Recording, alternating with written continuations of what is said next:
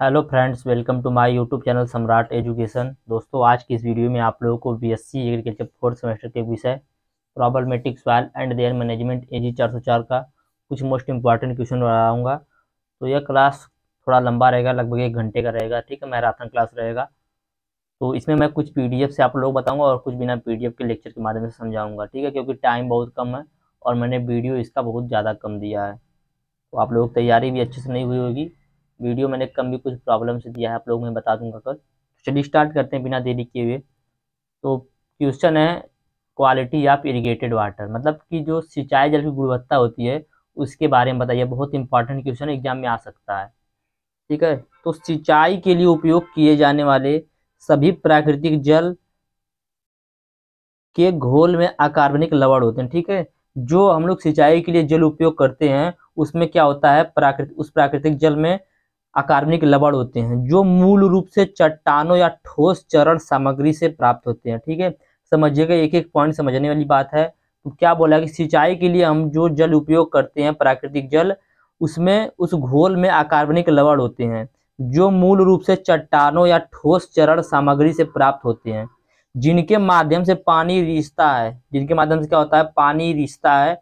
सबसे आम विघटित घटक कैल्शियम, मैग्नीशियम और सोडियम है। सबसे सरल और आम विघटित जो घटक होता है वह है कैल्शियम, मैग्नीशियम और सोडियम के क्लोराइड, सल्फेट और बाइकार्बोनेट है। ठीक है, तो समझिएगा क्या बोल रहा है।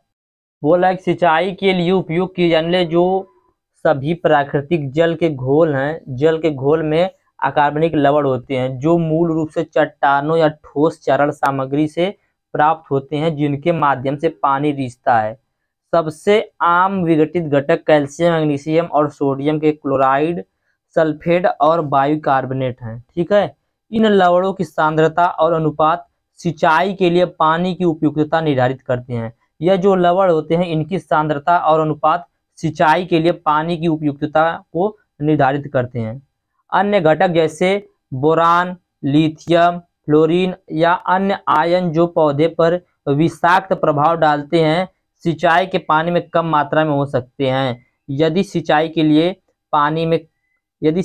उपयोग किए जाने वाले पानी में ऊपर बताए गए घटकों की अत्यधिक मात्रा होती है तो यह पौधे की वृद्धि को 3 तरीकों से प्रभावित कर सकता है। ठीक है, तो वह 3 तरीका कौन सा है उसको हम लोग देखेंगे। तो इसको समझ गए होंगे कि क्वालिटी ऑफ इरिगेटेड वाटर क्या होता है, मृदा जल सिंचाई वाले जल की गुणवत्ता क्या होती है। तो क्या होती है, एक बार फिर से आप लोग देख लीजिएगा कि सिंचाई के लिए उपयोग किए जाने वाले सभी प्राकृतिक जल में या जल के घोल में अकार्बनिक लवण होते हैं जो मुख्य रूप से चट्टानों या ठोस सामग्री से प्राप्त होती हैं, जिनके माध्यम से पानी रिसता है। सबसे आम विघटित घटक कैल्शियम, मैग्नीशियम और सोडियम के क्लोराइड, सल्फेट और बाइकार्बोनेट हैं। इन लवणों की सांद्रता और अनुपात सिंचाई के लिए पानी की उपयुक्तता को निर्धारित करते हैं कि सिंचाई के लिए कितनी पानी उपयुक्त होगी। ठीक है, इसमें अन्य घटक जैसे बोरान, लिथियम, फ्लोरीन या अन्य आयन जो पौधे पर विषाक्त प्रभाव डालते हैं, सिंचाई के पानी में कम मात्रा में हो सकते हैं। यदि सिंचाई के लिए उपयोग किए जाने वाले पानी में ऊपर बताए घटकों की अत्यधिक मात्रा होती है तब। ठीक है, ऊपर कौन कौन से घटक बताए गए आप लोगों को, मैंने कौन कौन सा घटक बताया, कैल्शियम, सोडियम आदि, और मैंने आप लोग 2-3 और बताए थे। ठीक है, तो यदि ये सब कम मात्रा में रहेंगे तो देखो ये सब अधिक मात्रा में रहेंगे। ठीक है, यदि ये सब अधिक मात्रा में रहेंगे तो वह सब कम हो जाएंगे। तो यही बोल रहा है कि यदि सिंचाई के लिए उपयोग किए जाने वाले जल में ऊपर बताए घटकों की अत्यधिक मात्रा होती है तो यह पौधे की वृद्धि को 3 तरीकों से प्रभावित कर सकता है। जैसे 3 तरीका कौन कौन सा, चलिए देख लेते हैं। पहला तरीका है मिट्टी की भौतिक विशेषताओं में प्रतिकूल परिवर्तन के परिणाम स्वरूप। तो पहला पॉइंट का वाला मिट्टी की भौतिक विशेषताओं में प्रतिकूल परिवर्तन के परिणाम स्वरूप प्रभाव डालते हैं। दूसरा है मिट्टी के घोल का बढ़ा हुआ आसामटिक दबाव पौधे के लिए नमी की शारीरिक उपलब्धता को कम कर सकता है। अगला पॉइंट, मिट्टी के घोल में कुछ आयनों के संचय से पौधे की शारीरिक प्रक्रियाओं पर एक विशिष्ट विषाक्त प्रभाव पड़ सकता है। इसलिए सवाल उठता है कि सिंचाई के लिए उपयोग किए जाने वाले पानी की आदर्श गुणवत्ता क्या होनी चाहिए। जल की गुणवत्ता को परखने के लिए विभिन्न कार्यकर्ताओं ने विभिन्न मानक प्रस्तावित किए हैं। सिंचाई जल की गुणवत्ता को परखने के लिए आमतौर पर मान्यता प्राप्त 5 मानदंड इस प्रकार हैं। तो चलिए 5 मानदंड को हम लोग देख लेते हैं। जिसमें पहला पॉइंट है लवणता का खतरा। ठीक है, तो उच्च नमक सामग्री वाले पानी का लगातार उपयोग सामान्य मिट्टी को लवड़ी मिट्टी में बदल देता है। ठीक है, उच्च नमक सामग्री वाले पानी का लगातार उपयोग करने से सामान्य मिट्टी लवड़ी मिट्टी में बदल जाता है। विद्युत चालकता ईसी, इलेक्ट्रिसिटी कंडक्टिविटी, तो विद्युत चालकता माप के आधार पर पानी को निम्नानुसार 4 वर्गों में विभाजित किया गया है। ठीक है, तो 4 वर्ग कौन कौन से, चलिए देख लेते हैं नीचे। तो देखिए यही 4 वर्ग है जिन 4 वर्गों में बांटा गया है, जिसमें पहला है 0 से लेकर 0.25 तक। यदि कम लवणता है तो अधिकांश फसलों के लिए, अधिकांश मिट्टी के लिए उपयोग किया जाता है। ठीक है, और लवणता की कम संभावना होती है। दूसरा दिया है 0.25 से 0.75 तक, तो यह मध्यम लवणता है, मध्य लीचिंग के साथ उपयोग किया जा सकता है। मध्यम नमक सहनशील फसलें उगाई जानी चाहिए। ठीक है, अगला है 0.75 से 2.5 तक, तो यह देखिए उच्च लवणता है, जहां जल निकासी प्रतिबंधित है वहां इसका उपयोग नहीं किया जा सकता। और लास्ट है 2.25 से लेकर 5 तक, तो जहां पर बहुत अधिक लवणता होती है, सिंचाई के लिए उपयुक्त ही नहीं होती है। ठीक है, तो ये 4 भागों में विभाजित किया गया है पानी को। ठीक है, आगे चलते हैं। दूसरा, क्षारीय खतरा। सोडियम की उच्च सांद्रता वाले पानी का निरंतर उपयोग सामान्य मिट्टी को क्षारीय मिट्टी में बदल देगा। यूएसएसएल द्वारा विकसित, यूएसएसएल मतलब समझ रहे हैं, यूएसएसएल, तो यूएसएसएल द्वारा विकसित सोडियम सोखना अनुपात मिट्टी के साथ धनायन विनिमय प्रतिक्रियाओं में सोडियम आयनों की अपेक्षा गतिविधि को व्यक्त करता है। विनिमय सोडियम प्रतिशत, जिससे मिट्टी और पानी संतुलन में न होने पर मिट्टी प्राप्त करेगी, इसका अनुमान लगभग पानी के SAR मूल्य से लगाया जा सकता है। जिसके अनुसार सोडियम खतरों के संबंध में 4 वर्गों में विभाजित किया गया है। तो पहले इसको समझिएगा, अभी आप लोग समझ में नहीं आएगा। बोल रहा है कि सोडियम की अधिक सांद्रता जल में अवांछित होती है, क्योंकि सोडियम मृदा धनायन विनिमय स्थानों पर अधिशोषित हो जाती है। ठीक है, जो समुच्चयों के टूटने का कारण होता है, जिससे मृदा रंध्र बंद हो जाते हैं और जिससे मृदा जल के बहाव के लिए अपारगम्य हो जाती है।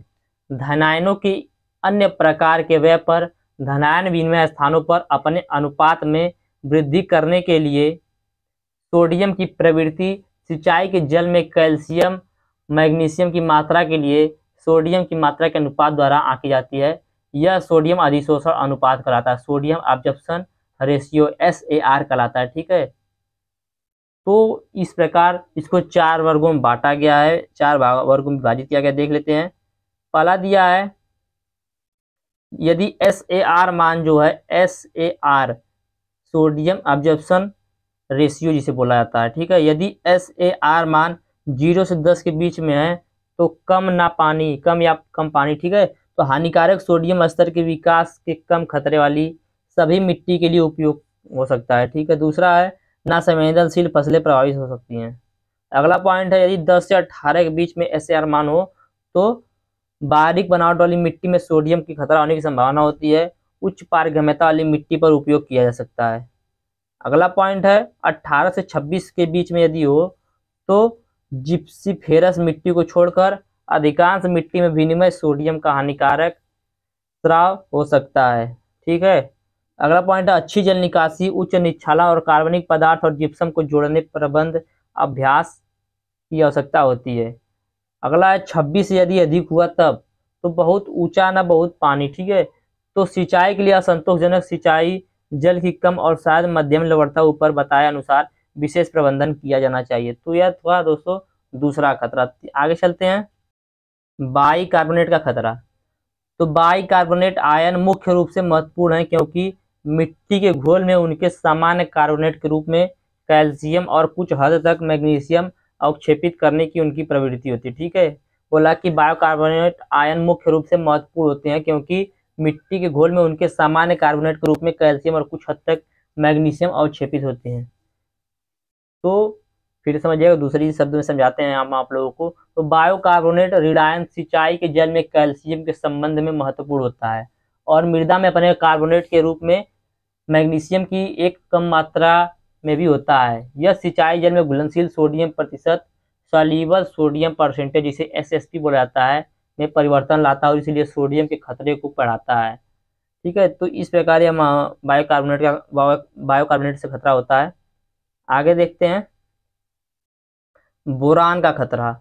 तो मिट्टी के घोल में कम सांद्रता पर बोरान पौधे के लिए बहुत जहरीला होता है। मिट्टी के घोल में कम सांद्रता पर बोरान जो होता है वो पौधे के लिए बहुत जहरीला होता है, क्योंकि बोरान सिंचाई के पानी में कम सांद्रता से भी मिट्टी में जमा हो जाता है। इसलिए सिंचाई के पानी की गुणवत्ता का आकलन करते समय इस घटक पर विचार करना आवश्यक होता है। USDA ने सिंचाई जल में बोरान सामग्री के संबंध में उगाए जाने वाली फसलों को या फसलों के प्रकार का सुझाव दिया है, जिसकी समयाएं इस प्रकार है। ठीक है, यदि 0.3 से लेकर 1.0 ppm तक है, ठीक है, तो फसलों में बोरान की सहनशीलता संवेदनशील होगी, खट्टे फल हम लोग उगा सकते हैं। यदि 1 से 2 के बीच में होगी तो अर्धसहिष्णु शकरकंद जई को उगा सकते हैं। अगला यदि 2.0 से 4.0 के बीच होगी तो सहिष्णु होगी, गाजर, पत्ता गोभी आदि को उगा सकते हैं।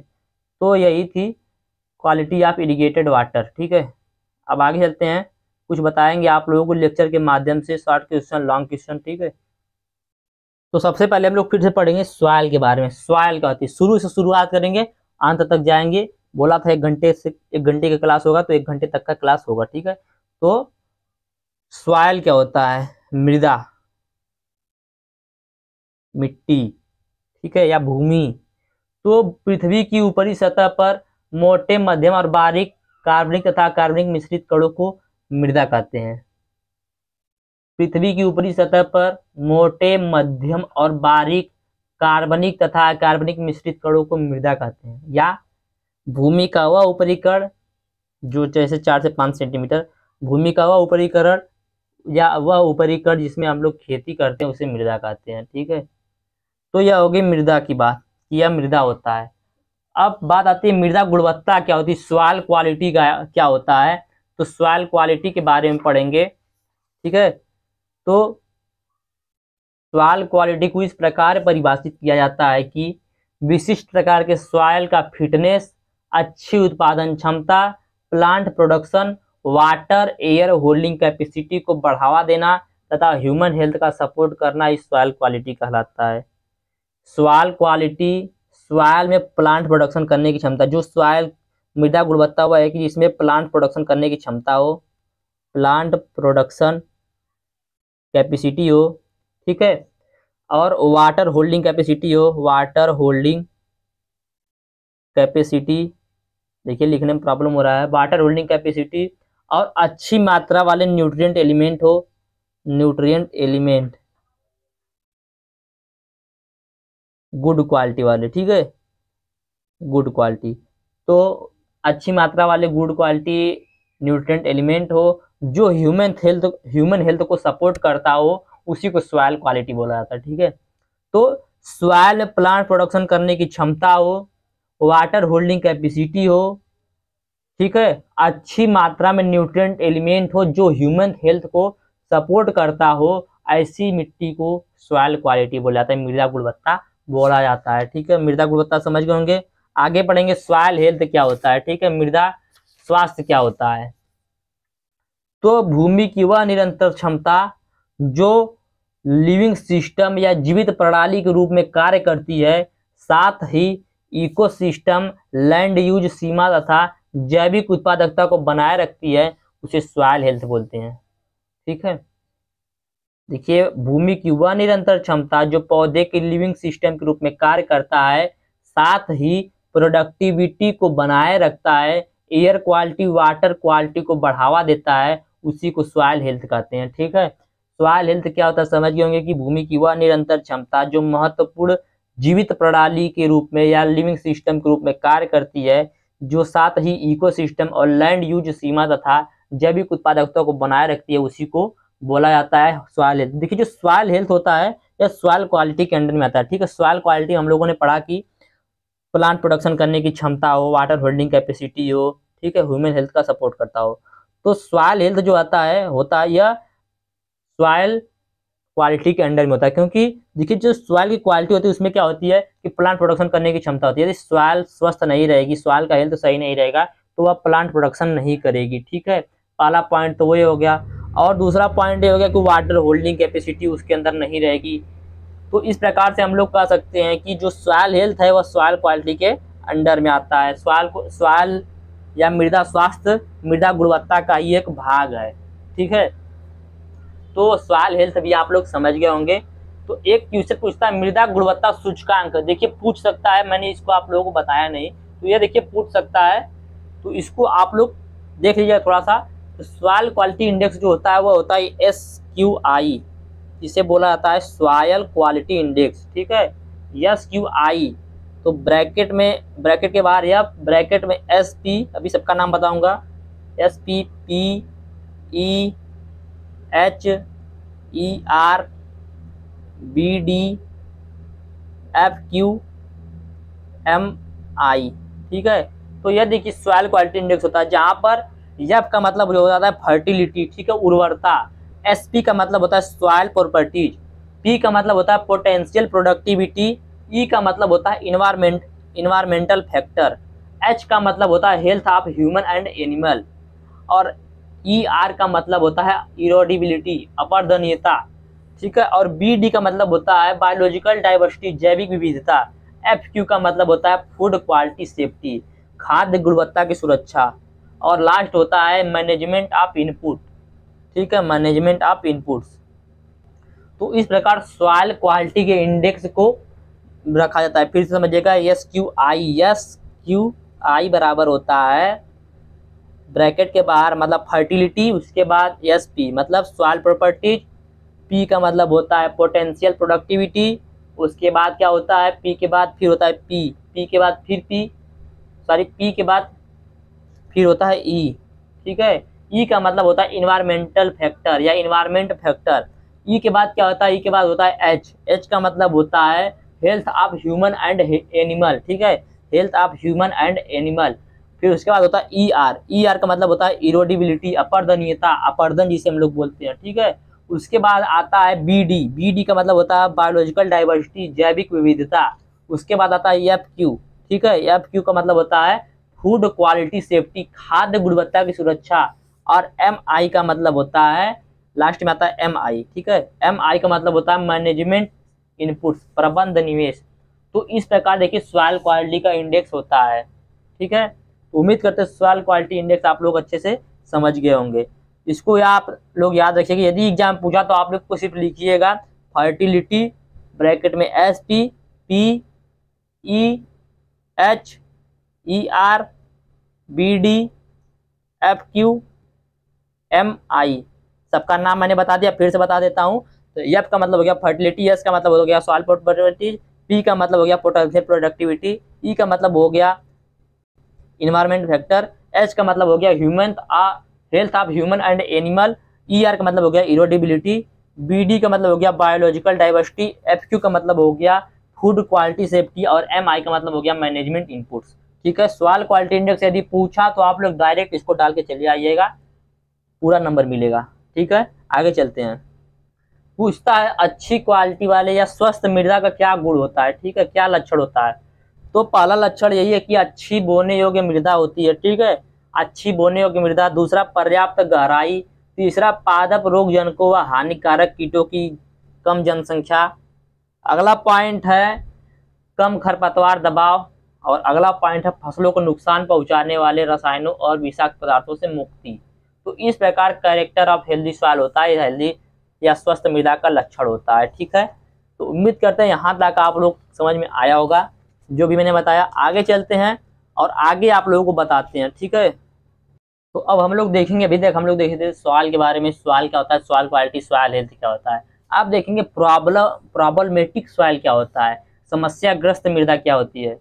ठीक है, तो समस्याग्रस्त मृदा क्या होती है, वह मृदा जिसमें हम बिना सुधार किए खेती नहीं कर सकते, वह मृदा जिसमें हम बिना सुधार किए लाभदायक खेती नहीं कर सकते, उसे बोलते हैं समस्याग्रस्त मृदा। ठीक है, तो पूरे भारत देश में कृषि योग्य मृदा का लगभग 50% भाग जो होता है वह समस्याग्रस्त मृदा के अंडर में आता है। समस्याग्रस्त मृदा है 50% भाग। ठीक है, तो इसका वर्गीकरण दो भागों में किया गया है। समस्याग्रस्त मृदा का वर्गीकरण दो भाग में किया गया है। पहला भौतिक बाधाओं युक्त समस्याग्रस्त मृदा, जो भौतिक बाधा से समस्याग्रस्त हो गया। दूसरा रासायनिक बाधाओं युक्त समस्याग्रस्त मृदा है, जो रासायनिक बाधाओं से समस्याग्रस्त हो गया है। तो पहला देखेंगे भौतिक बाधाओं युक्त समस्याग्रस्त मृदा, तो उसमें इसमें आता है उच्च अपर्दित हाईली इरोडेड सॉयल, ठीक है, हाईली इरोडेड सॉयल। और दूसरा आता है रिवाइन लैंड, ठीक है, या बीहड़ भूमि। तीसरा आता है soil on steeply sloping land, खड़ी ढाल वाली भूमि पर मृदा। चौथा है उच्च पारगम्य मोटी कड़ाकार मृदाएं, हाईली प्रीमेबल कोर्स टेक्सचर, ठीक है। देखिए पूछ सकता है सिर्फ आप लोग को नाम बताना है, इसमें कुछ लिखना ज़्यादा नहीं है। अगला है निम्न पारगम्य मोटी कड़ाकार मृदा, slowly preamble heavy textured soil. और छठवां है लाल चाक मृदा, रेड चाक सॉयल। तो यह था भौतिक बाधा युक्त समस्याग्रस्त मृदा। अब देखेंगे रासायनिक बाधाओं युक्त समस्याग्रस्त मृदा, तो इसमें पहला आता है अम्लीय मृदा, ठीक है, अम्लीय मृदा। तो अब अम्लीय मृदा क्या होता है मैंने आप लोग बताया है, अम्लीय मृदा फिर बताऊंगा आगे, अभी नहीं आगे बताऊंगा अम्लीय मृदा, ठीक है। उसके बाद आता है इसमें सोडिक या लवड़ी मृदा, इसके बाद आता है क्षारीय मृदा, इसके बाद आता है चूनेदार मृदा। तो ये देखिए 4 प्रकार की मृदाएं जो होती हैं यह रासायनिक बाधाओं से समस्याग्रस्त होती हैं, ठीक है। मैंने आप लोग बताया लवणीय मृदा और अम्लीय मृदा, क्षारीय मृदा और चूनेदार मृदा। तो उम्मीद करते हैं इतना आप लोगों को समझ में आया होगा। चलिए आगे चलते हैं, कुछ 60 क्वेश्चन जल्दी बताएंगे, उसके बाद फिर आते हैं आगे। देखेंगे अगला क्वेश्चन है कि प्रदूषित मृदाओं से आप क्या समझते हैं, मृदा प्रदूषण के प्रभाव प्रबंधन कैसे करेंगे आप बताइए, ठीक है। तो प्रदूषित मृदा से आप क्या समझते हैं, ठीक है, what do you mean by polluted soil. तो प्रदूषित मृदा वह मृदा होती है जिससे मनुष्य को हानि होता है, जानवर को हानि होता है, पेड़ पौधों को हानि होता है, ठीक है। तो हम कह सकते हैं मृदा प्रदूषण हानिकारक पदार्थों से मृदा का दूषण है, मृदा को दूषित करता है। मृदा प्रदूषण हानिकारक पदार्थों से मृदा का दूषण है, कंटेमिनेशन है, जो मृदा की गुणवत्ता एवं उस पर रहने वाले जीवों के स्वास्थ्य को प्रतिकूल रूप से प्रभावित कर सकता है, ठीक है। तो फिर से समझिएगा मृदा प्रदूषण क्या होता है।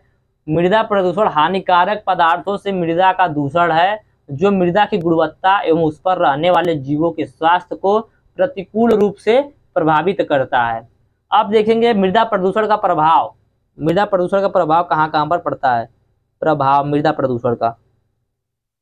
तो पहला तो मनुष्य के स्वास्थ्य पर पड़ता है, ठीक है, मनुष्य के स्वास्थ्य पर मृदा प्रदूषण का प्रभाव पड़ता है। दूसरा है कि पौधे की वृद्धि पर प्रभाव पड़ता है। अगला पॉइंट है मृदा उर्वरता में कमी कर देता है। अगला पॉइंट है विषैली धूल। अगला पॉइंट है मृदा संरचना में परिवर्तन कर देता है। तो यह मृदा प्रदूषण के प्रभाव हैं। अब देखेंगे इसका प्रबंधन, प्रदूषित मृदाओं का प्रबंधन हम लोग कैसे कर सकते हैं, ठीक है। तो पहला पॉइंट है मृदा अपरदन का नियंत्रण, ठीक है, मृदा अपरदन का नियंत्रण करके।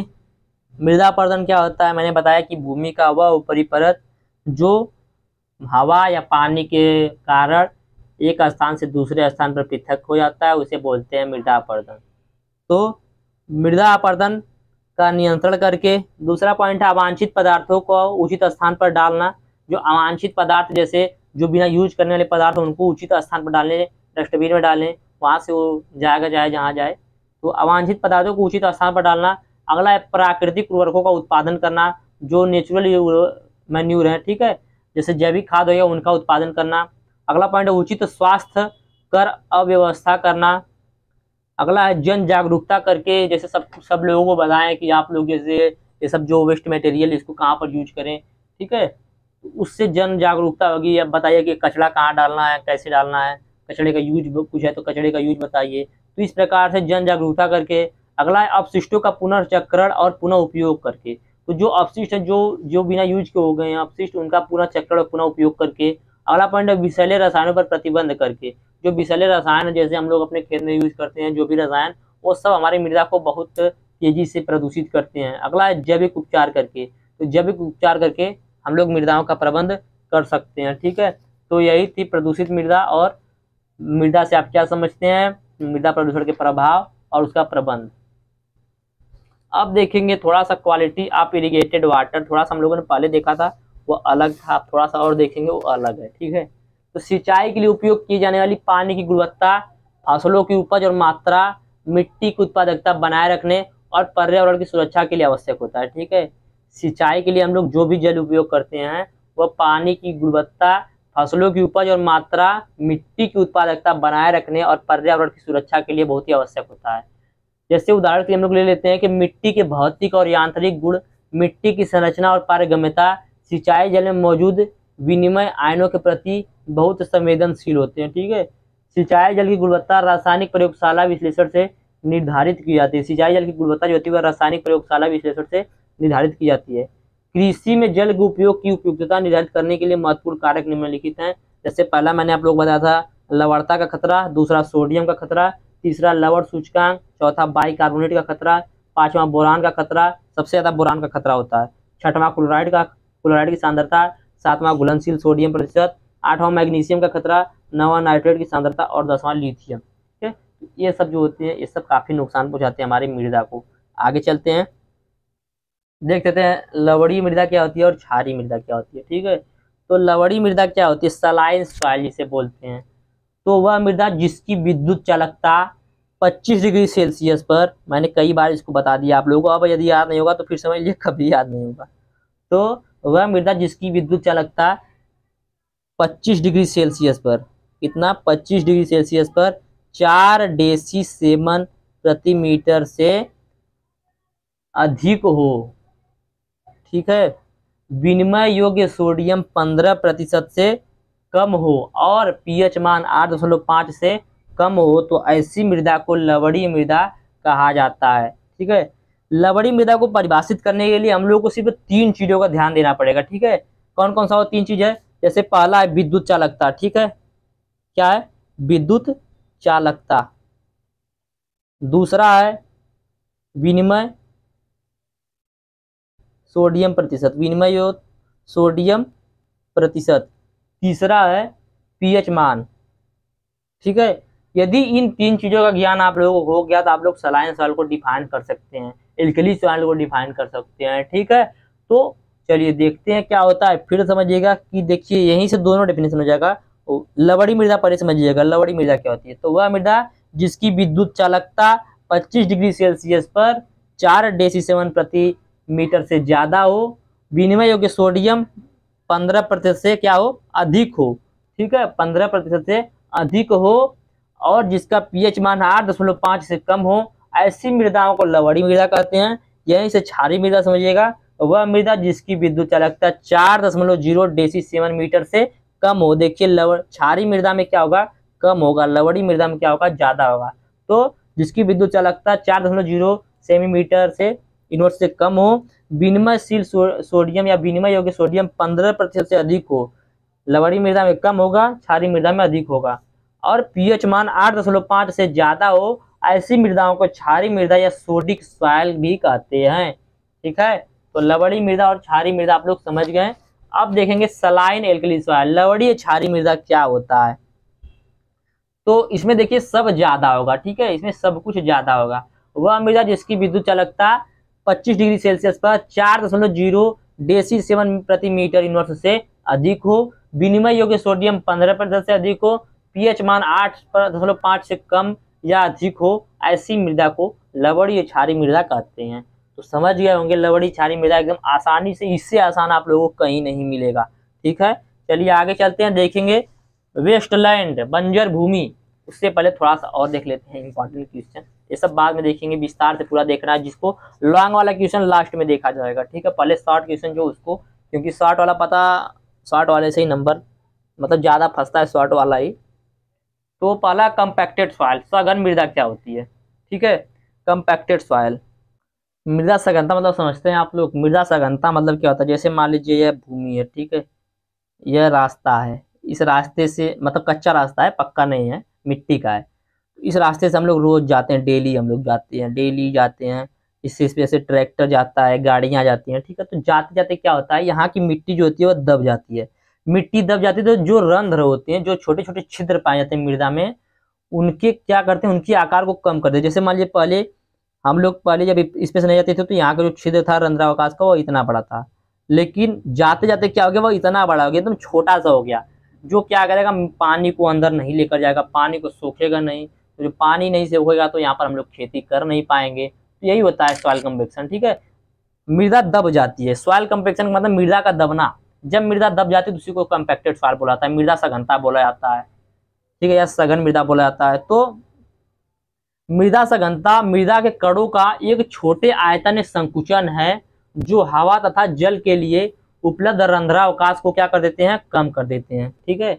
मृदा सघनता जिसे मृदा संरचना के निम्नीकरण के रूप में भी जाना जाता है, बाहरी अथवा आंतरिक रूप से लगाए गए लोड के कारण मृदा की संरंध्रता में कमी अथवा आभासी घनत्व में वृद्धि होती है। तो यही होता है दोस्तों सॉइल कंपैक्शन। फिर समझिएगा, मृदा का संघनन तब होता है जब मिट्टी के कणों को एक साथ दबाया जाता है जिसमें उनके बीच छिद्र की जगह कम हो जाती है। भारी सघन मिट्टी में कुछ बड़े छिद्र होते हैं, छिद्रों की कुल मात्रा कम होती है और परिणाम स्वरूप अधिक घनत्व होता है। सघन मिट्टी में जल अंतःस्त्राव और जल निकासी दोनों की दर कम होती है, ठीक है। तो इसी प्रकार की मिट्टी को सघन मिट्टी बोला जाता है। वह मृदा जिसमें रंध्रों का या छिद्रों का आकार जो है वह छोटा हो गया, उस मृदा को हम लोग बोल सकते हैं सघन मृदा, ठीक है। सघन मृदा क्या होता है फिर सुनिएगा, बार बार बताने का मतलब आप लोग समझ में आए। आप लोग, मृदा का संघनन तब होता है जब मिट्टी के कणों को एक साथ दबाया जाता है जिससे उनके बीच छिद्र की जगह कम हो जाती है। भारी सघन मिट्टी में कुछ बड़े छिद्र होते हैं, छिद्रों की कुल संख्या या कुल मात्रा कम होती है और परिणाम स्वरूप इसके घनत्व अधिक हो जाता है। सघन मिट्टी में जल अंततः स्राव और जल निकासी दोनों की दर कम हो जाती है। तो इसी को बोलते हैं सघन मृदा, कंपैक्टेड सॉइल या सॉइल कंपैक्शन। आगे देखेंगे फ्लूइड सॉइल, जलग्रस्त मृदा। तो जलग्रस्त मृदा क्या होता है आप लोग आसानी से समझ सकते हैं। जलग्रस्त मृदा क्या होता है, जैसे मान लीजिए यह हमारी भूमि है, भूमि पे पूरा पानी भरा रहेगा, नीचे से घास फूस जो भी हो, नीचे का जो सरफेस हो हम लोग को वह न दिखे, तो उसी प्रकार की मृदा को बोला जाता है जलग्रस्त मृदा। जो जल से पूरी तरह ग्रसित हो, जैसे बुखार आता है तो बोलते हैं बुखार से पूरा ग्रसित है, एकदम बहुत खतरनाक बुखार हो गया है। तो उसी प्रकार जब सॉइल जो होता है उसके ऊपर जल पूरी तरह से ग्रसित हो जाए, जल पूरी तरह से उसको ढक ले, तो ऐसी मिट्टी को बोला जाता है जलग्रस्त मृदा या फ्लूइड सॉइल, ठीक है। तो इसे जलमग्न मृदा भी कहते हैं, ठीक है। इसे क्या कहते हैं, जलमग्न मृदा भी कहते हैं। तो जलमग्न मृदा देता है तो थोड़ा सा चेंज होता है कि जलमग्नता वह अवस्था होती है जब मृदा जल में संतृप्त होती है तथा फसल वृद्धि के लिए अपर्याप्त वायु का संचार होता है, ठीक है। जिसमें फसल की वृद्धि के लिए देखिए उसको वायु ही नहीं मिलेगा तो उसका विस्तार नहीं हो पाएगा। तो फ्लूइड सॉइल वह सॉइल होती है जो, फिर समझिएगा, भारत में लगभग 60 लाख हेक्टेयर भूमि जलमग्न है, ठीक है, जलमग्न या जलग्रस्त है। जलमग्न मृदा वे मृदा हैं जिनमें पानी मिट्टी को ढक लेता है, जिनमें पानी क्या करता है, मिट्टी को ढक लेता है, या पूरे वर्ष मिट्टी की सतह पर या उसके निकट या वर्ष के दौरान अलग अलग समय के लिए मौजूद रहता है। तो ऐसी मृदा को जलग्रस्त मृदा बोलते हैं। जलग्रस्त मृदा समझ गए होंगे। इससे आसान परिभाषा नहीं है कि देखिए क्या मतलब है कि मिट्टी जैसे है, मिट्टी को क्या करेगा, पानी ढक लेगा, मिट्टी को पानी ढक लेगा तो इसी मृदा को बोल देते हैं जलग्रस्त मृदा या जलमग्न मृदा। इसके आसान नहीं मिलेगा। 60 लाख हेक्टेयर क्षेत्र भूमि जो है वह जलमग्न है भारत देश में हमारे। आगे चलते हैं, देखेंगे बंजर भूमि, वेस्टलैंड। तो वेस्टलैंड क्या होता है, सॉरी पहले इसी को थोड़ा सा देख लेते हैं, जलमग्नता। तो जलमग्नता का कुल प्रभाव देख लें थोड़ा सा, जाने दीजिए, आगे देखेंगे लॉन्ग वाले में। देखते हैं वेस्टलैंड, बंजर भूमि क्या होता है।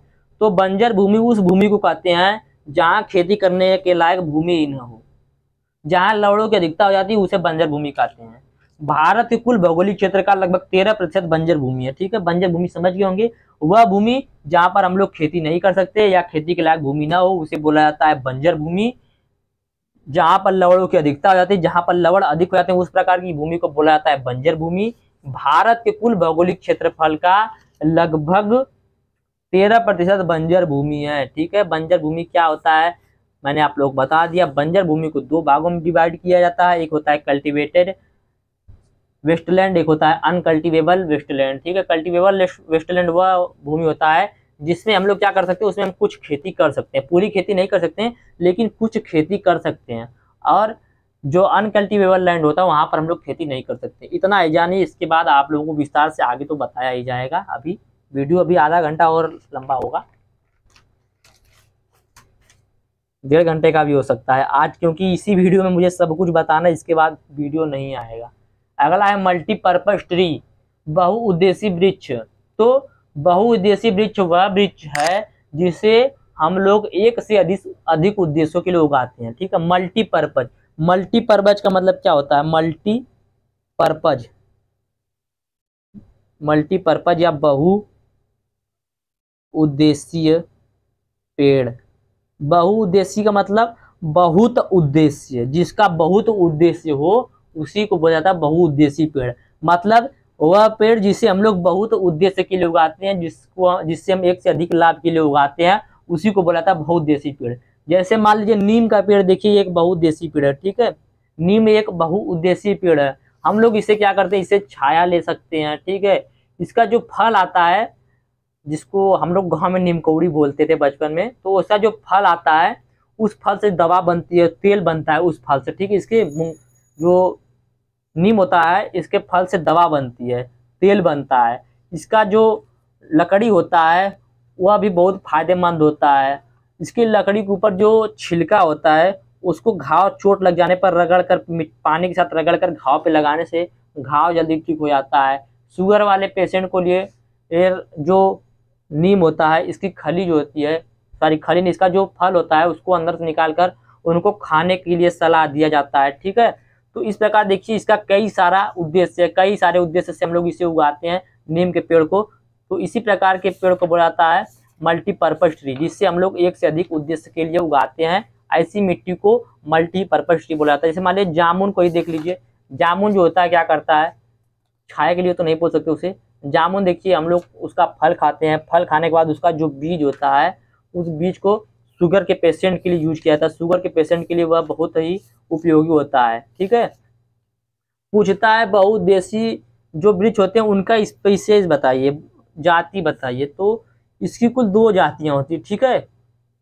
जिसमें पहली जाति होती है ग्लिरिसीडिया स्पियम या सेपियम, और दूसरा होता है ल्यूसीनिया ल्यूसोफाला, ठीक है। दूसरा लिख के आप लोग बताते हैं, देखिए थोड़ा सा।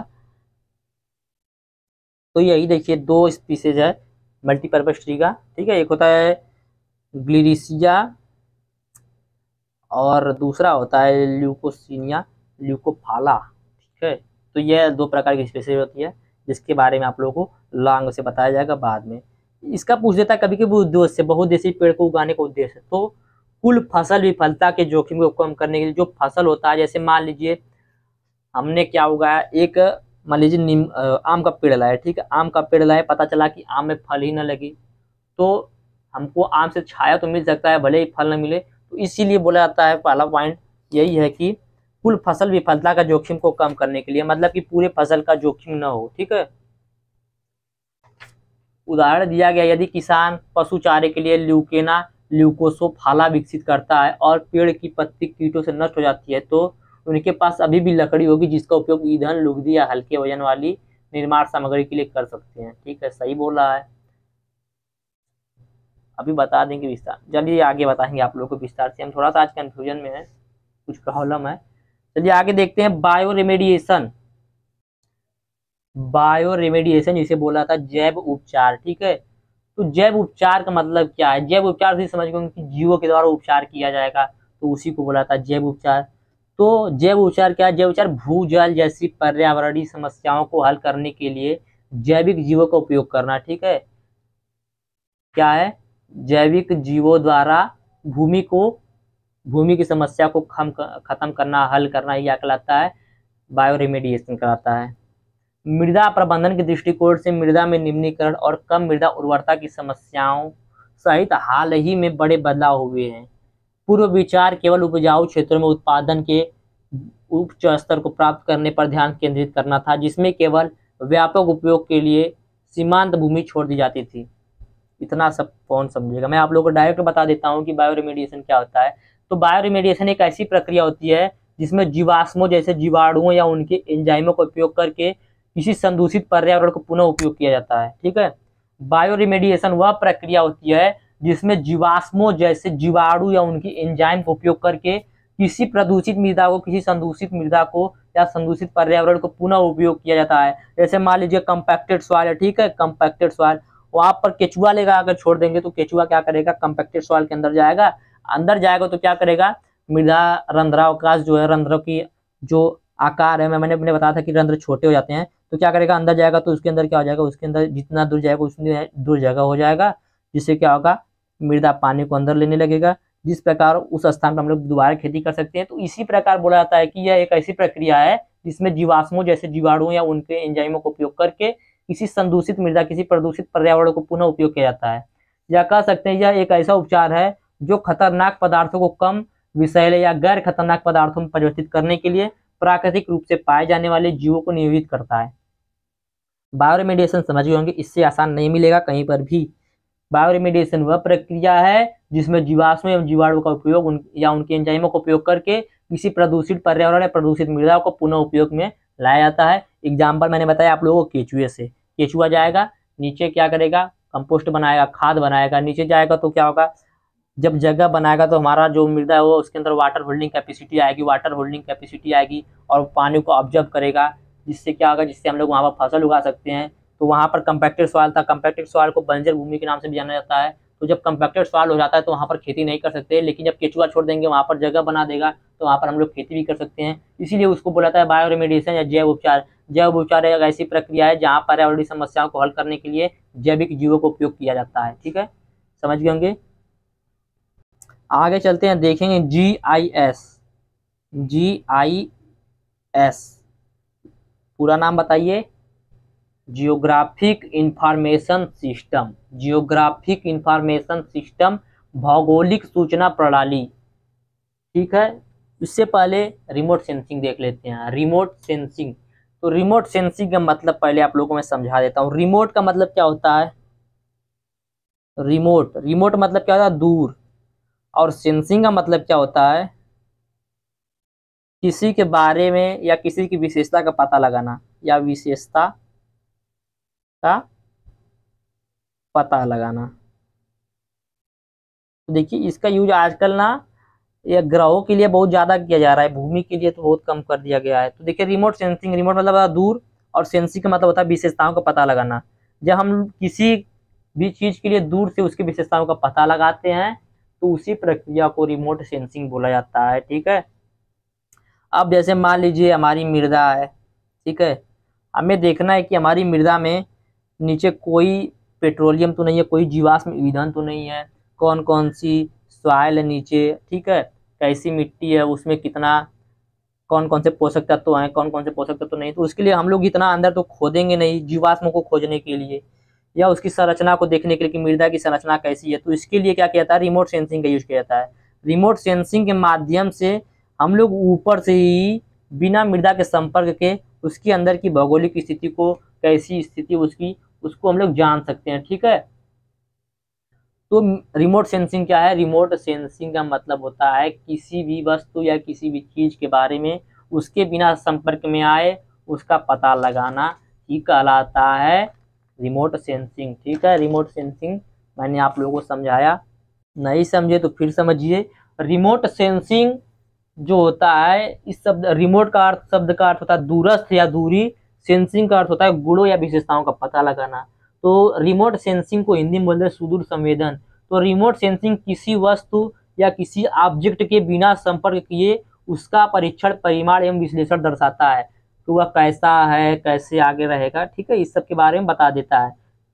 रिमोट सेंसिंग विस्तृत रूप से वस्तु से बिना भौतिक संपर्क किए एक लक्ष्य के बारे में जानकारी एकत्रित करने और उसकी व्याख्या करने के रूप में परिभाषित किया जाता है।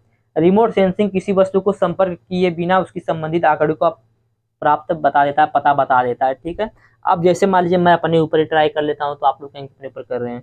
तो रिमोट सेंसिंग जैसे मान लीजिए मैं हूँ, ठीक है, मेरे बारे में आप लोग मेरे बिना संपर्क में आए किसी माध्यम से पता लगा लेंगे कि कैसे हैं, कैसे यहाँ इनका घर कैसा है, इनका नेचर कैसा है, व्यवहार कैसा है। ठीक है, जैसे मैं ऐसा है नहीं कि इसमें देखिए थोड़ा सा टेक्नोलॉजी का यूज किया जाता है, देखिए मैं आप लोगों को समझाने के लिए बता रहा हूँ। ठीक है, तो आप लोग मेरे बारे में पता करें कैसे हैं, कहाँ इनका घर है, कैसे रहते हैं, इनका नेचर क्या है, तो इन सभी के बारे में पता लगाएंगे दूर से ही। तो इसी प्रक्रिया को रिमोट सेंसिंग बोला जाता है। इसी प्रकार मृदा में किया था। ठीक है, मृदा के आंतरिक संरचना को, आंतरिक गुणों को मृदा के ऊपर से देखा जाता है और समझा जाता है, उसी प्रकार की प्रक्रिया को हो जाता है रिमोट सेंसिंग। ठीक है, समझ गए होंगे। अब देखते हैं जीआईएस।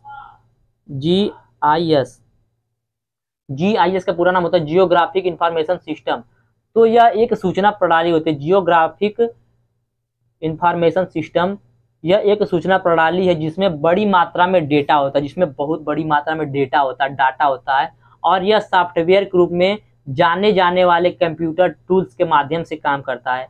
यह सॉफ्टवेयर के रूप में जाने वाले कंप्यूटर के माध्यम के रूप में काम करता है। अध्ययन की गई विशिष्ट वस्तु भौतिक स्थान है और इसी कारण इसे भौगोलिक सूचना प्रणाली कहा जाता है। इसका उपयोग सैन्य सुरक्षा में भी किया जाता है। ठीक है, जीआईएस का यूज सैन्य सुरक्षा में भी किया जा सकता है। उम्मीद करते हैं समझ में आया होगा जीआईएस और रिमोट सेंसिंग। जीआईएस देखिए एक सूचना प्रणाली है, ठीक है, जो क्या करता है, जो सॉफ्टवेयर के रूप में काम करता है। यह किसी विशिष्ट वस्तु या भौतिक संरचना के बारे में क्या करता है, जानकारी एकत्रित करता है, जांच एकत्रित करता है। या कह सकते हैं कि भौगोलिक सूचना प्रणाली आंकड़ों को अधिकृत, संग्रहण, जांच, एकत्रीकृत, जोड़ तोड़, विश्लेषण और प्रदर्शित करने की एक प्रणाली है जो पृथ्वी पर स्थानिक रूप से संदर्भित होती है। ठीक है, इससे ज़्यादा नहीं पढ़ना है इसमें। आगे देखेंगे अम्लरोधी फसल। अम्लरोधी फसल मतलब होता है एसिड टॉलरेंस क्रॉप। तो एसिड टॉलरेंस क्रॉप क्या होता है उसके बारे में देखेंगे। तो वह फसल जो अम्लता को सहन करता है उसे अम्लरोधी फसल कहते हैं। जैसे बरसीम हो गया, चुकंदर, सेम, राई, मक्का, जई, आलू, सोयाबीन, गेहूँ, ये सब क्या करते हैं, ये सब अम्ल को सहन करते हैं। बरसीम, चुकंदर बहुत ज़्यादा करते हैं। ठीक है, तो यह था अम्लरोधी फसल। जल अपर्दन को प्रभावित करने वाले कारक। तो देखेंगे जल अपर्दन को प्रभावित करने वाले कारक। ठीक है, तो जैसे हम लोगों ने देखा था सॉइल हेल्थ इंडेक्स, उसी को देखेंगे, सॉइल क्वालिटी इंडेक्स, उसी प्रकार यहाँ पर भी देखेंगे। तो E इज इक्वल टू होता है F ब्रैकेट में CTSVH। तो यदि पूछ दिया जल अपर्दन को प्रभावित करने वाले कारक, तो आप लोग ऐसे ही लिख दीजिएगा जल अपर्दन को प्रभावित करने वाले कारक। यहाँ पर E का मतलब होता है इरोजन, सॉइल इरोजन। ठीक है, F का मतलब होता है कारक, फैक्टर। C का मतलब होता है क्लाइमेट। T का मतलब होता है टोपोग्राफी। S का मतलब होता है सॉइल प्रॉपर्टीज। V का मतलब होता है वेजिटेशन और H का मतलब होता है ह्यूमन फैक्टर। तो ये देखिए यही जो है मृदा या जल अपर्दन को प्रभावित करने वाले कारक यही है। ठीक है, कौन कौन से, factor, climate, topography, soil properties, vegetation, human factor. उम्मीद करते हैं यह भी समझ में आ गया होगा। चलिए चलते हैं आगे। बहुत इंपॉर्टेंट बात बताएंगे कि जल समेट प्रबंधन प्रोग्राम के उद्देश्य। ठीक है, देखिए इसको तो मैंने बताना ही बोले। Water shade management. तो वाटर शेड मैनेजमेंट देखिए मैंने आप लोगों को बताया था थर्ड सेमेस्टर में, क्या, वाटर हार्वेस्टिंग। तो वाटर हार्वेस्टिंग की तरह ही यह भी होता है, इसमें भी बारिश के पानी को यूज किया जाता है एकत्रित करके अपने कृषि के लिए। ठीक है, तो इसी को बोला था वाटर हार्वेस्टिंग के बारी, जल समेट प्रबंधन या वाटर शेड मैनेजमेंट। तो इसका, इस प्रोग्राम का उद्देश्य क्या है, वाटर शेड मैनेजमेंट का उद्देश्य क्या है। तो पहला उद्देश्य है कि बहे हुए जल से होने वाली हानि पर नियंत्रण करना। जैसे जल बहेगा तो क्या होगा, उससे हानि होगी, जल बहेगा तो उसके साथ मिट्टी बहेगी, मिट्टी बहेगी तो हानि होगा। दूसरा पॉइंट है बहे हुए फाजिल पानी के समुचित प्रबंध एवं सदुपयोग करना। जो ऊपर पानी बह रहा है सरफेस पर, रन ऑफ वाटर, उसको क्या करना, उसको किसी माध्यम से अपने लिए यूज में लाना, नहाने के लिए, पीने के लिए, खाने के लिए, ठीक है, सिंचाई के लिए यूज में लाना। तो बोल रहा है कि फाजिल जल जो बहा हुआ फाजिल जल है उसका समुचित प्रबंध एवं सदुपयोग करके भूक्षरण से होने वाली भूमि एवं जल की हानि को रोकना। अगला है निचले क्षेत्रों में बाढ़ के पानी को रोकना। तो जैसे आप लोग जानते हो कि नहर नदी में क्या, निचला भूमि। ठीक है, यहाँ पर बारिश हो गया तो बारिश के पानी को रोकने के लिए अपना एक क्या बना लीजिए, डैम बना लीजिए, पुल बना लीजिए। ठीक है, इससे क्या होगा, आपका बारिश का पानी रुकेगा, जिससे बारिश खत्म होने के बाद आप लोग यूज कर सकते हैं। तो ये बोल रहा है कि निचले क्षेत्रों में बाढ़ के पानी को रोकना। अगला पॉइंट है भूमिगत पानी का स्तर नियंत्रण करना। भूमिगत पानी का स्तर नियंत्रण करना। अगला पॉइंट है जल समेत क्षेत्र के उपलब्ध संसाधनों का समुचित उपयोग करना। वानिकी पौधे एवं चारों की फसलों तथा चारों घासों का उत्पादन बढ़ाना। यही जल समेट प्रबंधन प्रोग्राम का मुख्य उद्देश्य था। समझ गए होंगे जल समेट प्रोग्राम का मुख्य उद्देश्य क्या था। तो चलिए अब चलते हैं आगे देखेंगे कि चूनेदार मृदा क्या होती है। चूनेदार मृदा क्या होती है, ठीक है, तो वह मृदा जिसमें कैल्शियम कार्बोनेट अधिक मात्रा में होता है चूनेदार मृदा कहलाती है। वह मृदा जिसमें कैल्शियम कार्बोनेट अधिक मात्रा में होता है चूनेदार मृदा कहलाती है। यह जो चूनेदार मृदा होती है यह पूर्वी उत्तर प्रदेश में बहुत अधिक मात्रा में पाई जाती है और बिहार में। ठीक है, तो देखिए ये क्वेश्चन पूछा था एग्जाम में कि उत्तर प्रदेश में पाए जाने वाली समस्याग्रस्त मृदाओं को बताइए और उसके प्रबंध का उपाय बताइए। तो देखिए एक मृदा आप लोगों को मिल गई चूनेदार मृदा। तो चूनेदार मृदा जो होता है वह पूर्वी उत्तर प्रदेश में बहुत अधिक मात्रा में पाया जाता है और बिहार में। इस मृदा में हाइड्रोक्लोरिक अम्ल की अभिक्रिया कराने पर, इस मृदा को जब हम लोग हाइड्रोक्लोरिक अम्ल से अभिक्रिया करवाते हैं, जैसे देखिए कैल्शियम कार्बोनेट का रासायनिक सूत्र होता है CaCO3 + HCl से जब इसका क्या कराते हैं हम लोग अभिक्रिया करवाते हैं तो कार्बन डाइऑक्साइड गैस देखिए अभी बुलबुले के रूप में निकलेगी। ठीक है, बैलेंसिंग करने के लिए 2HCl कर देंगे तो देखिए यहाँ से CaCl2 निकल जाएगा बाहर, CaCl2 + H2O मतलब जल बन जाएगा और प्लस CO2 देखिए यहाँ से निकल गया बुलबुले के रूप में। अब यहाँ पे बुलबुला थोड़ी नहीं दिखेगा। ठीक है, तो यही होता है चूनेदार मृदा। वह मृदा जिनमें कैल्शियम कार्बोनेट अधिक मात्रा में होता है चूनेदार मृदा कहलाती है। चूनेदार मृदाएं पूर्वी उत्तर प्रदेश बिहार में अधिक मात्रा में पाई जाती है। चूनेदार मृदाओं को हाइड्रोक्लोरिक अम्ल की अभिक्रिया करने पर कार्बन डाइऑक्साइड गैस बुलबुले के रूप में बाहर निकलती है। ठीक है, समझ गए होंगे, बहुत समझदार हैं आप लोग। आगे चलते हैं, देखते हैं मृदा अपरदन स्वार इरोजन।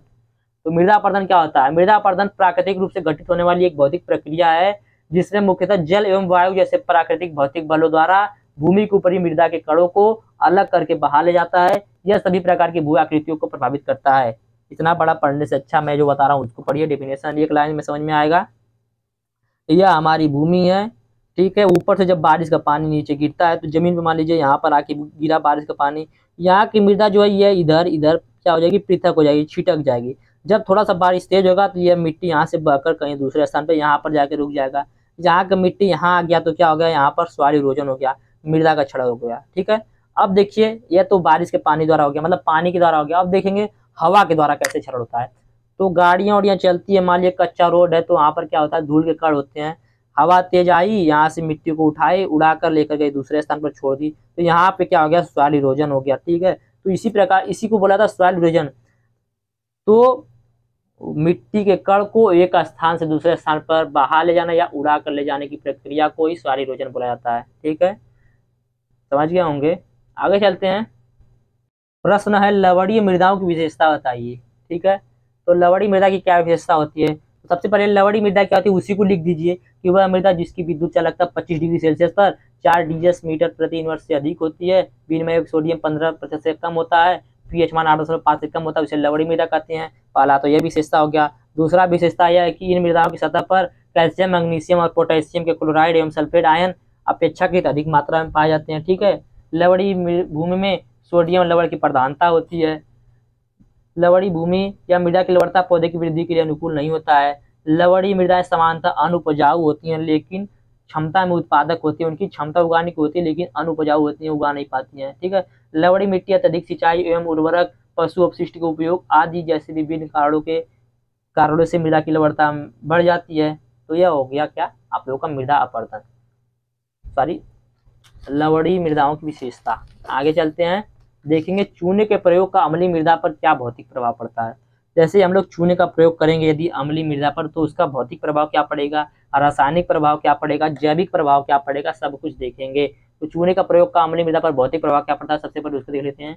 तो अम्लीय मृदा में चूना डालने से मृदा की संरचना क्या होती है, दानेदार हो जाती है, मृदा दानेदार हो जाती है, वर्मी कंपोस्ट की तरह हो जाती है। तो अम्लीय मृदा में चूना डालने से मृदा की संरचना दानेदार हो जाती है। इससे मृदा में वायु का संचार तथा जल संचार अधिक होता है। जब मृदा दानेदार हो जाएगी, इसमें थोड़ा थोड़ा स्पेस आ जाएगा तो इसमें वायु का संचार और जल का संचार बहुत तेजी से होगा और चूने के प्रयोग से मृदा की भौतिक दशा सुधर जाती है। इससे मृदा कटाव भी कम हो जाता है। ठीक है, तो अम्लीय मृदा में यह भौतिक प्रभाव था चूना डालने का। क्या प्रभाव पड़ता है कि मिट्टी दानेदार हो जाती है। सेम पॉइंट, मुख्य पॉइंट, अम्लीय मृदा में चूना डालने से मिट्टी जो होती है दानेदार हो जाती है। अगला पॉइंट है रासायनिक प्रभाव। रासायनिक प्रभाव क्या पड़ता है, तो हाइड्रोजन आयन की सांद्रता कम हो जाती है। अम्लीय मृदा में चूना डालने से हाइड्रोजन आयन की सांद्रता कम हो जाती है, हाइड्रोक्सिल आयन की सांद्रता बढ़ जाती है, आयरन, एल्युमिनियम और मैग्नीज के अविलेय हो जाते हैं, मृदा में विनिमय योग्य कैल्शियम तथा मैग्नीशियम बढ़ जाते हैं, पोटेशियम की कार्य क्षमता अधिक हो जाती है। ठीक है, तो यह रासायनिक प्रभाव था। क्या था, हाइड्रोजन आयन की सांद्रता कम। देखिए चूना का प्रयोग करने से हम लोग देख रहे हैं अम्लीय मृदा पर। ठीक है, कुछ और मत लिख दीजिएगा। तो चूना प्रयोग करने से अम्लीय मृदा की तो हाइड्रोजन आयन की सांद्रता होती है वह कम हो जाती है, हाइड्रोक्सिल आयन की सांद्रता बढ़ जाती है। ठीक है, आयरन, एल्युमिनियम और मैग्नीज अविलेय हो जाते हैं, इनकी विलेयता कम हो जाती है। मृदा में विनिमय होकर कैल्शियम तथा मैग्नीशियम बढ़ जाते हैं, पोटेशियम की कार्य क्षमता अधिक हो जाती है। अब देखेंगे जैविक प्रभाव, तो जीवाणुओं की वृद्धि और सक्रियता उत्तेजित हो जाती है। वायु जीवी जीवाणु कार्य गति बढ़ जाने के कारण कार्बनिक पदार्थ का अपघटन शीघ्र होता है। तो वायु जीवी जीवाणु होते हैं, उनका कार्य गति बढ़ जाने के कारण वो कार्बनिक पदार्थ का अपघटन शीघ्र होता है। चूने के प्रयोग से नाइट्रेट की प्राप्यता बढ़ जाती है और नाइट्रोजन स्थिरीकरण बढ़ जाता है। यह नाइट्रीकरण की गति को भी बढ़ाता है। तो हम लोगों ने देखा चूने के प्रयोग का अम्लीय मृदा पर क्या भौतिक प्रभाव पड़ता है, क्या रासायनिक प्रभाव पड़ता है और क्या जैविक प्रभाव पड़ता है। एग्जाम में पूछ सकता है, इंपॉर्टेंट है। रिमोट सेंसिंग मैंने आप लोगों को बता ही दिया, फिर से बता देता हूँ। किसी वस्तु को बिना संपर्क किए उसका परीक्षण एवं परिमाण विश्लेषण का पता लगाना ये रिमोट सेंसिंग कहलाता है। जलमग्न मृदा क्या होती है वह भी मैंने आप लोग बता दिया है कि जलमग्न क्षेत्र वह क्षेत्र है जब या तो भूमि की सतह पर जल भरा हो अथवा फसल जड़ के क्षेत्र के भौम जल स्तर के बढ़ने के कारण मृदा रंध्राकार संतृप्त हो जाए, तो उसी को बोलते हैं जलमग्न मृदा। जलमग्न मृदा वह मृदा है जो भूमि को पूरी तरह से जलमग्न किए रहे। ठीक है, देखेंगे मृदा अम्लता का प्रकार। तो मृदा अम्लता दो प्रकार की होती है, सक्रिय अम्लता और विनिमय अम्लता।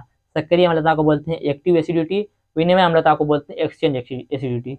तो एक्टिव एसिडिटी क्या होता है, सक्रिय अम्लता क्या होती है, तो जो अम्लता मृदा विलयन में उपस्थित हाइड्रोजन एवं एल्युमिनियम आयन के कारण उत्पन्न होती है उसे सक्रिय अम्लता कहते हैं। ठीक है, वह अम्लता जो मृदा विलयन में उपस्थित हाइड्रोजन आयन, ठीक है, देखिए हाइड्रोजन आयन और एल्युमिनियम आयन के कारण उत्पन्न होती है, ऐसी मृदा को सक्रिय अम्लता कहते हैं। इस अम्लता की मात्रा सीमित होती है, जो सक्रिय अम्लता होती है इसकी मात्रा क्या होती है, सीमित होती है। अब देखते हैं विनिमय अम्लता। तो जो अम्लता मृदा संकीर्ण पर अधिशोषित, देखिए यहाँ पर जो अम्लता मृदा संकीर्ण पर अधिशोषित है और वहां पर था जो अम्लता मृदा विलयन पर उपस्थित और अधिशोषित में बहुत अंतर है। ठीक है, तो सक्रिय अम्लता वह अम्लता होती है जो अम्लता मृदा विलयन में उपस्थित हाइड्रोजन एवं एल्युमिनियम आयन के कारण उत्पन्न होती है, और विनिमय अम्लता वह अम्लता होती है जो मृदा संकीर्ण पर अधिशोषित हाइड्रोजन आयन एवं एल्युमिनियम आयन के कारण उत्पन्न होती है, विनिमय अम्लता कहलाती है। विनिमय अम्लता की मात्रा बहुत अधिक होती है और सक्रिय अम्लता की मात्रा सीमित होती है। ठीक है, समझ गए होंगे। आगे चलते हैं, देखेंगे लैंड डेग्रेडेशन, मृदा निम्नीकरण। तो मृदा निम्नीकरण क्या है, मृदा निम्नीकरण एक संकीर्ण समस्या है जो एक अथवा अधिक प्राकृतिक एवं मानवीय प्रक्रियाओं का प्रतिफल होता है, जो मृदा के पैतृक गुणों का ह्रास लाता है, जिससे मृदा उपयोगिता कम अथवा नष्ट हो जाती है। ठीक है, तो समझ गए होंगे मृदा निम्नीकरण या लैंड डिग्रेडेशन, मृदा कठोर हो जाएगी, निम्न हो जाएगी। सॉइल कंपैक्शन और लैंड डिग्रेडेशन लगभग एक दूसरे से मैच होते हैं। ठीक है, नहीं आएगा तो भाई बात अलग है। अब चलिए थोड़ा सा लॉन्ग में चलते हैं। ठीक है, सभी मृदाओं का क्या देखेंगे, प्रबंध देखेंगे कि उनको कैसे हम लोग सुधार सकते हैं। ठीक है, तो बेसिक प्रोसेस देख रहे हैं हम लोग सबसे डिग्रेडेड सॉइल का, निम्नीकृत मृदाओं का प्रबंध देख रहे हैं। ठीक है, निम्नीकृत मृदा का प्रबंध हम लोग कैसे करेंगे, तो भूमि संरक्षण, सॉइल कंजर्वेशन करके। ठीक है, पहले पॉइंट बता देते हैं उसके बाद सभी के बारे में बताएंगे। पहला पॉइंट है भूमि संरक्षण करके, दूसरा पॉइंट है बालू डिब्बा स्थिरीकरण करके, तीसरा पॉइंट है जल संरक्षण करके, चौथा पॉइंट है ऊसर सुधार करके, और पांचवा पॉइंट है अम्लीय मृदाओं का प्रबंध करके, छठवां पॉइंट है जल निकास करके, सातवां पॉइंट है घास रोपण करके, आठवां पॉइंट है फल वृक्ष रोपण करके, नौवां पॉइंट है वृक्षारोपण करके, और 10वां चारागाह प्रबंध करके निम्नलिखित मृदाओं का प्रबंध कर सकते हैं। तो अब देखते हैं भूमि संरक्षण क्या है, सॉइल कंजर्वेशन। तो भू संरक्षण हेतु मेड़बंदी, कंटूरिंग, टेरेसिंग, भू समतलीकरण और नलिका प्रबंध, जल द्वारा भूक्षरण कम करने हेतु बांध बनाना, वनस्पति संरक्षण, चारागाह विकास आदि कार्य किए जाए तो हम निम्नलिखित मृदा में सुधार ला सकते हैं। अगला पॉइंट है बालू डिब्बा स्थिरीकरण, सैंड ड्यून स्टेबिलाईजेशन। तो यांत्रिक, वनस्पति, रासायनिक, जैविक उपायों से बालू डिब्बों को स्थिर किया जाए तब इस मृदा का प्रबंध किया जा सकता है। अगला है जल संरक्षण, वाटर कंजर्वेशन। तो भूमि निम्नीकरण रोकने हेतु जल संरक्षण कुशल उपयोग अपरिहार्य, जल अपवाह रोक कर मृदा में अवशोषण व जल धारण में वृद्धि की जाए। जल समेट प्रबंधन व जल संग्रह तकनीक प्रयोग करके जल का कुशल प्रबंधन किया जा सकता है। मृदा सतह को ढककर जल ह्रास आदि को कम किया जा सकता है और जल अवशोषण में वृद्धि हो सकता है। तो इस प्रकार यदि जल जो होता है, जैसे मान लीजिए भूमि है, या क्या हो गई है, कम्पैक्ट हो गई है, डिग्रेडेड हो गई है, निम्न हो गई है, मतलब कठोर हो गई है, तो यहीं पर कुछ दिन तक पानी जब रोके रहेंगे तो क्या होगा, यहाँ का मृदा थोड़ा थोड़ा क्या होगा, पानी को सोखने लगेगा। ठीक है, कुछ दिन बाद सोखने लगेगा धीरे धीरे। तो सोखने लगेगा तो क्या होगा, वहाँ की कुछ दिन यदि ऐसे हम लोग किए रहेंगे तो थोड़ा सा वहाँ पे सुधार हो सकता है। अगला, ऊसर सुधार करके यांत्रिक, रासायनिक, जैविक और सस्य क्रियाओं से समन्वित प्रबंध द्वारा ऊसर मृदाओं का सुधार संभव होता है। रसायनों के रूप में जिप्सम अथवा पायराइट का प्रयोग लाभकारी होता है। ठीक है, अगला पॉइंट है अम्लीय मृदाओं का प्रबंधन, मैनेजमेंट ऑफ एसिड सॉइल। तो चूने का प्रयोग करके अम्लीय मृदाओं को सुधारा जा सकता है। अम्लरोधी फसलों को उगा कर उन्हें उपजाऊ बनाया जा सकता है। अम्लीय फसलों को औद्योगिक अवशिष्ट जैसे बेसिक, स्लैग, राक, फास्फेट आदि से सुधारा जा सकता है। अगला है जल निकास करके। तो जलाक्रांत क्षेत्रों में उचित जल निकास में समस्या व निदान किया जा सकता है। इसका प्रकार एक वृहद क्षेत्र को उपजाऊ बनाया जा सकता है। ठीक है, तो यह था निम्नलिखित मृदाओं का प्रबंध। आगे देखते हैं, तो हम थोड़ा थोड़ा पॉइंट में आप लोगों को बताएंगे कि कैसे सुधार कर सकते हैं। अब पूरा विस्तार से बताने जाएंगे तो वीडियो काफी लंबा हो जाएगा। ठीक है, तो देखेंगे लवड़ी एवं क्षारीय मृदाओं का सुधार। तो पहला पॉइंट है कि सिंचाई जल की गुणवत्ता, जैसे कुल घुलनशील लवण, सोडियम अधिशोषण अनुपात अथवा कभी कभी बोरान का निर्धारण आवश्यक होता है। दूसरा पॉइंट है मृदा की गुणवत्ता, जैसे लवड़ी अथवा क्षारीय तथा लवड़ी एवं क्षारीयता की स्थिति। ठीक है, दूसरा पॉइंट है जड़ क्षेत्र में लवणों की प्रकृति एवं वितरण। अगला पॉइंट है अमृदा जल का स्तर। चौथा पॉइंट है जल निकास की स्थितियां। पहला पॉइंट, तो ये जो मैंने पॉइंट बताया आप लोगों को, 4-5 पॉइंट, यह क्षारीय मृदा के सुधार से पहले करना है। ठीक है, सुधार से पहले करना है, जैसे कुशल घुलनशील लवण, सोडियम अधिशोषण अनुपात, कभी कभी बोरान का निर्धारण आवश्यक होता है। मृदा गुणवत्ता, जैसे लवड़ी तथा क्षारीय तथा लवणीयता एवं क्षारीयता की स्थिति। अगला पॉइंट है जड़ क्षेत्र में लवण की प्रकृति में वितरण। चौथा पॉइंट है अमृदा जल का स्तर। पांचवा पॉइंट है जल निकास की स्थितियां। ये सब क्या करना है, हम लोगों को सुधार से पहले करना है। सुधार के लिए क्या करना है, तो पहला पॉइंट है पर्याप्त जल निकास होना चाहिए। क्या होना चाहिए, पर्याप्त जल निकास होना चाहिए। दूसरा पॉइंट है जल पर्याप्त उपलब्धता, जो फसल की आवश्यकता है लवणों को जड़ क्षेत्र से नीचे मृदा में निक्षारित करने की आवश्यकता को पूरा कर सके। अगला पॉइंट है पूर्ण भूमि समतलीकरण, सिंचाई के लिए अच्छी मेड़ उन्नत से क्रियाएं करनी चाहिए। ठीक है, अगला पॉइंट है अच्छी गुणवत्ता का सिंचाई जल यूज में लाना चाहिए। ठीक है, तो इस प्रकार अम्लीय एवं क्षारीय मृदाओं को सुधार किया जा सकता है।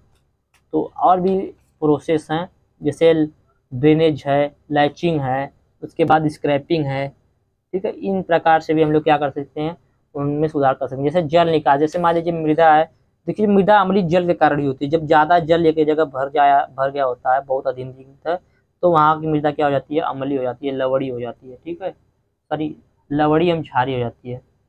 तो जल निकास करेंगे तो वहाँ पर वायु का संचार बढ़ेगा। वायु का संचार बढ़ेगा तो वहाँ की जो मृदा है, वहाँ की मृदा को जब वायु का संचार होगा तो उसमें सुधार होना प्रारंभ हो जाएगा। दूसरा लैचिंग के द्वारा। तो लैचिंग क्या होती है, लैचिंग दोस्तों जो लवण होता है वो पानी के साथ मिलकर, या कोई भी तत्व जो होता है वो पानी के साथ मिलकर नीचे की ओर जाने लगता है, नीचे जाता है, उसी प्रक्रिया को बोला जाता है लैचिंग। तो लैचिंग, यदि पानी, देखिए पानी ज़्यादा भी नहीं होना चाहिए और पानी कम भी नहीं होना चाहिए, पानी मिलना भी चाहिए, ना कि बारिश ही ना हो 3-4 साल तक। यदि बारिश होगी, सामान्य बारिश कम से कम 55 से 60 सेंटीमीटर, ठीक है, तो उस बारिश से क्या होगा, लैचिंग होगा। लैचिंग से जो लवण होते हैं वो भूमि में चले जाएंगे तो लवणता में कमी आएगी।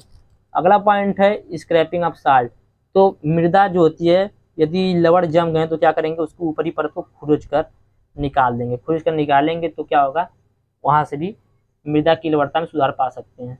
अगला है वॉशिंग आउट ऑफ साल्ट, लवड़ों को बहाकर। ठीक है, लवण मान लीजिए हमारा क्षेत्र है, इसमें लवण बहुत अधिक हो गए, चारों तरफ से मेड़ बनाएंगे, मेड़ बना के पानी भर देंगे।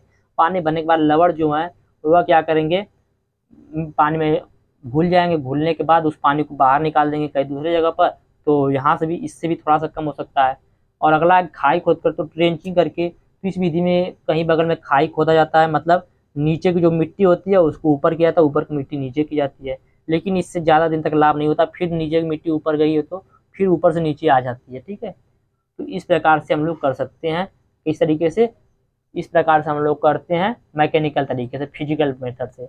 दूसरा है केमिकल मेथड। तो केमिकल मेथड से सुधार के लिए जिप्सम का यूज किया जाता है, और किसका यूज किया जाता है, पायराइट का यूज किया जाता है, और सल्फर का यूज किया जाता है। ठीक है, हम लोग लवड़ी मृदा के सुधार के लिए देख रहे हैं। तो भौतिक विधि सुधार करने के लिए ड्रेनेज, ठीक है, लैचिंग और wasting out of salt, sorry washing out of salt, scraping of salt, trenching, मतलब खाई खोद कर लवड़ों को खुरच कर लवड़ों को बहाकर पानी को बाहर निकाल कर लाइचिंग और निक्षालन के द्वारा छारी, और देखेंगे केमिकल तरीके से रासायनिक विधि से तो जिप्सम का यूज करके, सल्फर का यूज करके, पाइराइट का यूज करके, ठीक है, मृदा में सुधार हम लोग कर सकते हैं। तो यह था लवड़ी और क्षारीय मृदा में सुधार। इसका प्रबंध करने के लिए देखिए, कोई भी यदि आपको मृदा का प्रबंध करने के लिए दे दिया, सबसे बेसिक पॉइंट आप लोग बताता हूँ, मैंने आप लोग पढ़े होंगे क्या, biological control, sorry agronomical control, ठीक है, एग्रोनॉमिकल कंट्रोल पढ़े हैं, सस्य क्रिया द्वारा नियंत्रण। तो वही चीज आप लोग हर जगह लिख दीजिएगा यदि आप लोग को प्रबंध करना के लिए कुछ याद नहीं है तब, ठीक है, समझ गए होंगे। चलिए आगे चलते हैं। अब बताएंगे अम्लीय मृदा के सुधार, ठीक है, अम्लीय मृदा क्या होती है, अम्लीय मृदा के प्रकार को मैंने बता दिया है। अब बताएंगे अम्लीय मृदा का सुधार कैसे किया जाता है। तो अम्लीय मृदा के सुधार के लिए क्या किया जाता है, आप लोग पता है ये चूने का यूज किया जाता है, ठीक है, लेकिन उससे पहले हमें यह जानना जरूरी होता है कि यह मृदा अम्लीय है या मृदा अम्लीय नहीं है। यदि है तो मृदा प्रबल अम्लीय है, मध्यम अम्लीय है या अत्यधिक प्रबल अम्लीय है। इन सभी बातों को हमें जानना आवश्यक होता है। इसको जानने के बाद हम लोग इसको दो तरीके से सुधार कर सकते हैं। पहला पीएच के अनुसार उपयुक्त फसल उगाकर, दूसरा सुधारक द्वारा मृदा को सुधार करके, ठीक है। तो अम्लीय मृदा को सुधार चूने का उपयोग करके किया जाता है। चूना जो होता है वो मृदा में पीएच को बढ़ाता है, ठीक है। चूना अधिकतर पोषक तत्वों के घुलनशील एवं प्राप्यता को प्रभावित करता है। चूना विनिमयशील कैल्शियम एवं मैग्नीशियम के स्तर को बढ़ाता है। एल्यूमिनियम और मैग्नीज के विषैले प्रभाव को कम करता है। मृदा संरचना में सुधार करता है तथा जड़ों के फैलाव को बढ़ाता है, ठीक है। इस प्रकार मृदा का प्रयोग करके हम लोग अम्लीय मृदा में सुधार कर सकते हैं। तो उम्मीद करते हैं हमने अभी तक जितना था आप लोगों को समझ में आया होगा।